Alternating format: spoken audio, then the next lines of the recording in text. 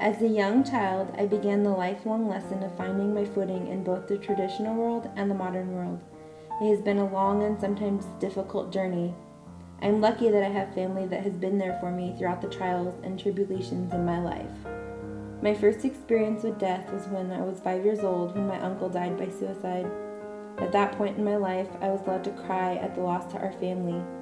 As I grew older, crying and grieving was becoming something that we were not allowed to do openly or publicly.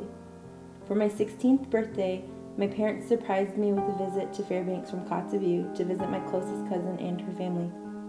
It was a special day because it was my sweet 16, which also happened to fall on Thanksgiving.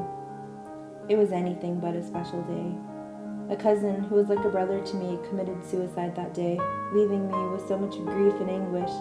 It marked the first time in my life that I was told that I could not cry and to be strong for my aunt. I was so confused at this new life lesson. It's a contradiction to the grief, anguish, and confusion that I was feeling, but being a good granddaughter, I listened.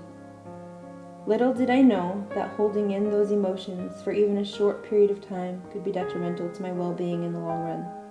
I struggled with the inability to show my grief and emotion and the inability to talk about what happened.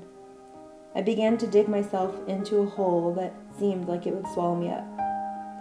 About a year later, I got myself in trouble with my parents. My father decided it was in my best interest to let me deal with one of his coworkers, a sergeant stationed here in Fairbanks, one who I will forever be grateful to. At the time, I did not know he was the person I needed to talk to. I tried other methods to help me grieve, cope, but nothing had helped.